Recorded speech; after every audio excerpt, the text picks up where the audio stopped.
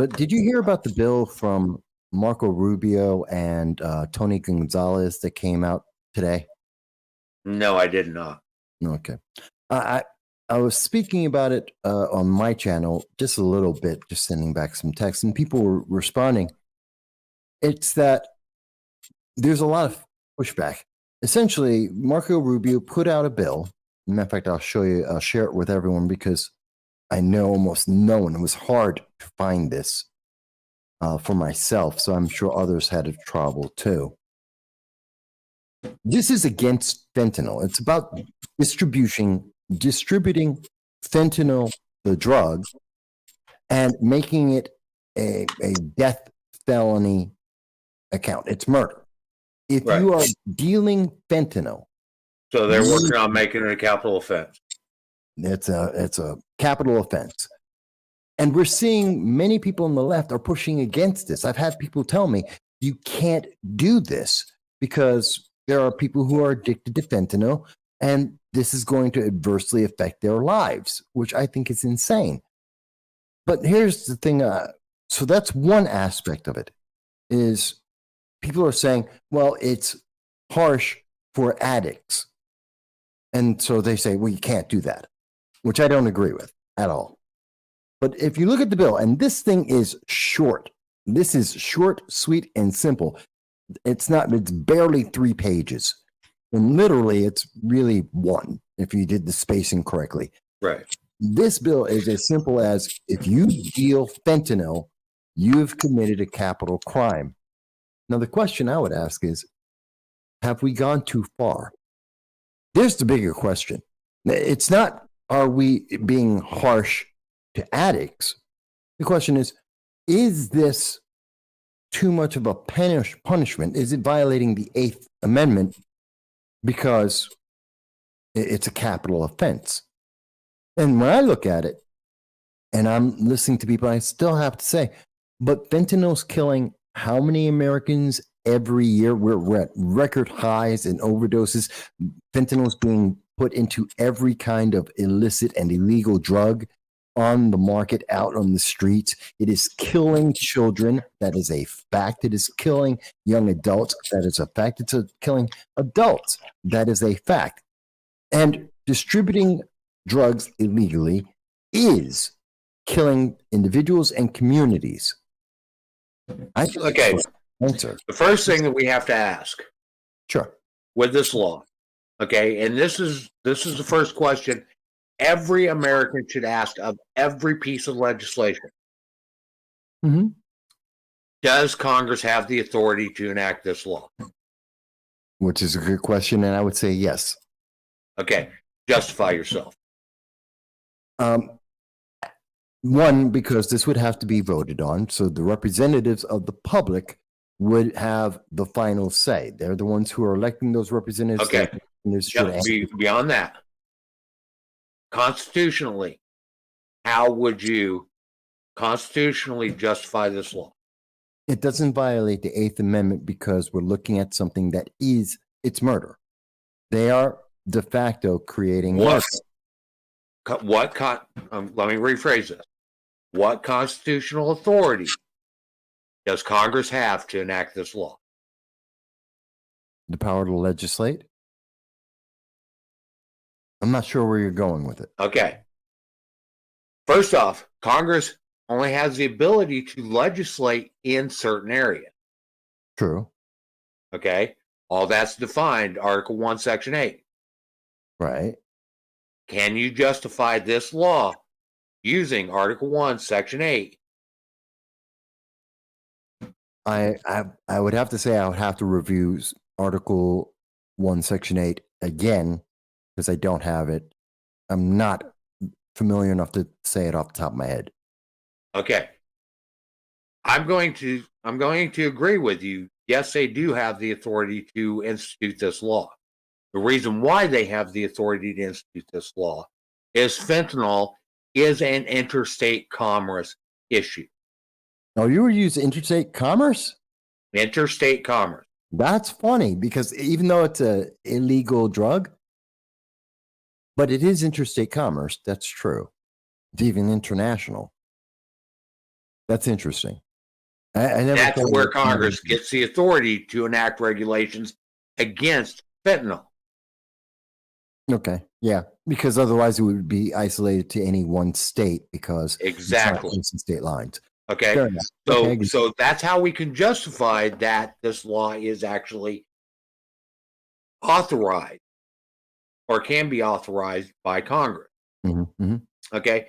Then we can look at, okay, does the enactment of this law violate any other principle of the Constitution?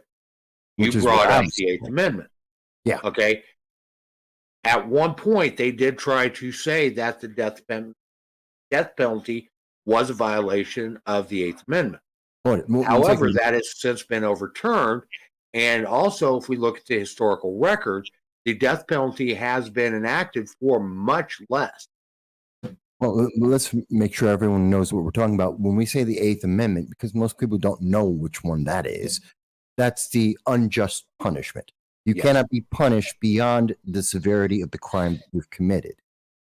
So when I say that it is justified under the Eighth Amendment, that means that since fentanyl does kill and kills in large numbers across the entire country, affecting people of every age range, every group, every ethnicity, it's not limited to a class of people.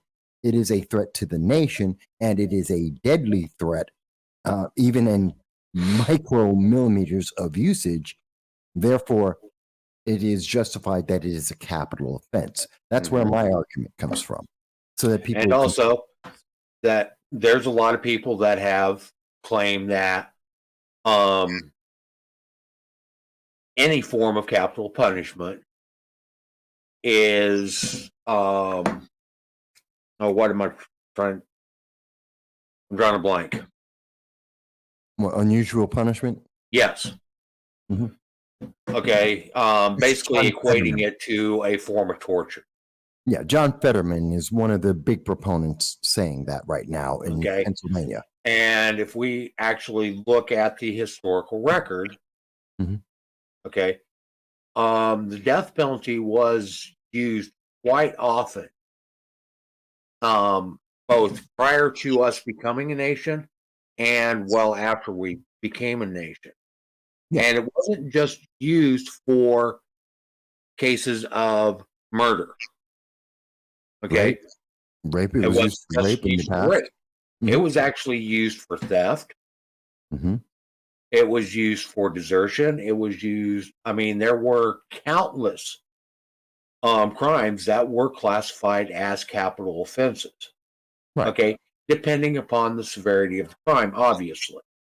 But there were multiple crimes that fell as capital crime.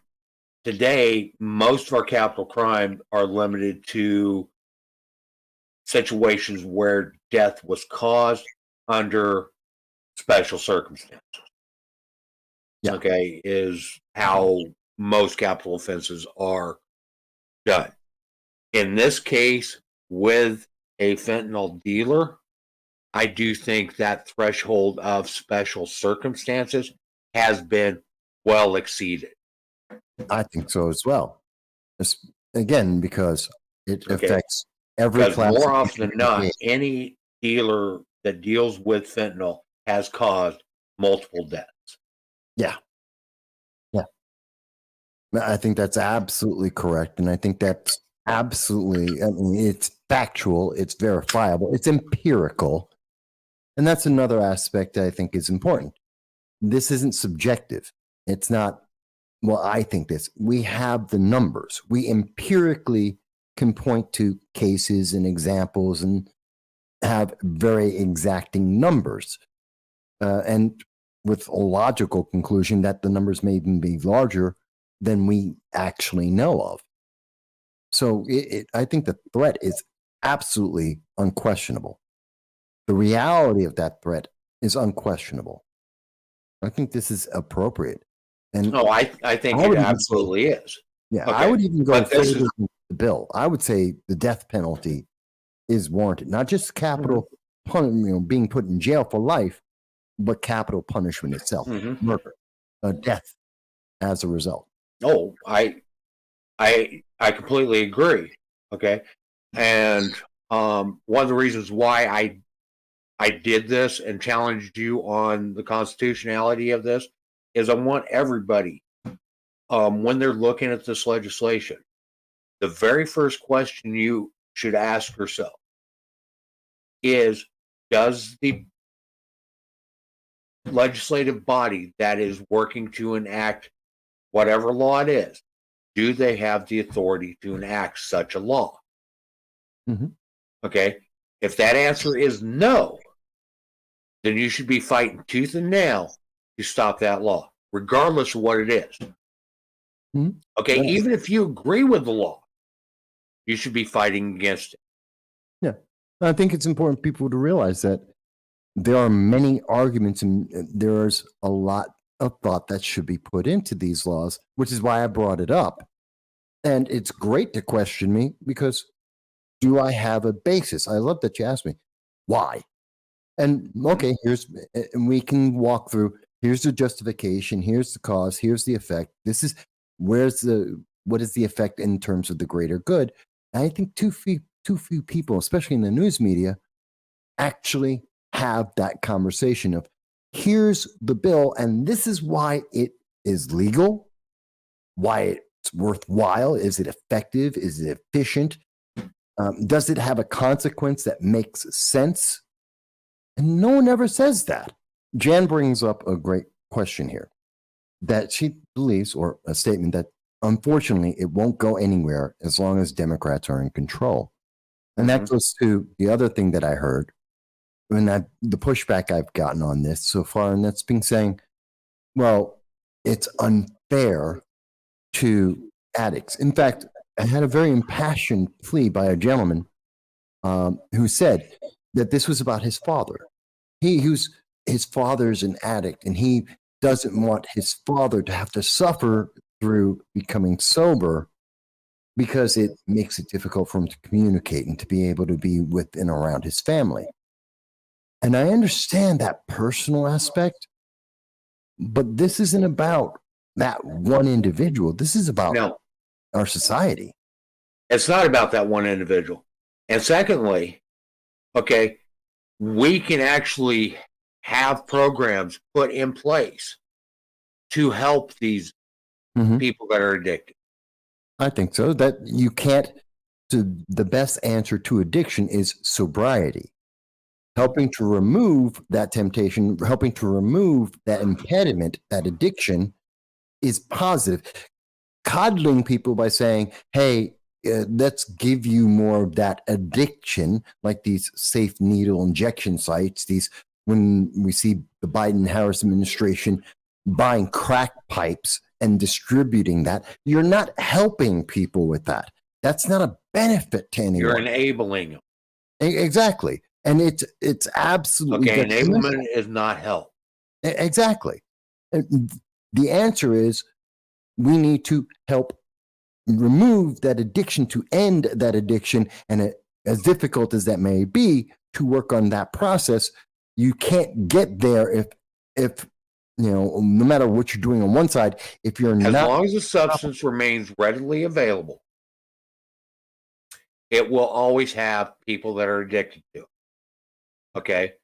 So the first step that you have to do if you want to cut addiction is to remove the influence, okay, or the addictive substance, whatever that is. Okay. Until that is removed, you can't stop the addictive process. one of the arguments we hear is it's a libertarian idea that no, you can use any drug because it only affects you. There's the argument that we hear from a more progressive left-leaning point of view that, well, you have the right to use drugs. You have the right, and it's an imposition on your life. Are those constitutional arguments in your point of view? Because to me, that doesn't muster. It doesn't. Those arguments are incorrect because it doesn't just affect one person; it affects a society and a community. That's what I was actually getting ready to point out. Yeah. Okay. And so that argument's gone. If it only affects you, You absolutely do have the right. Absolutely. Okay. But when that effect starts going beyond you and starts affecting your family, your neighbors, your work, your community, then it ceases being a right and starts becoming a burden. Mm-hmm. Okay. And when it is a burden on society, then it's no longer a right.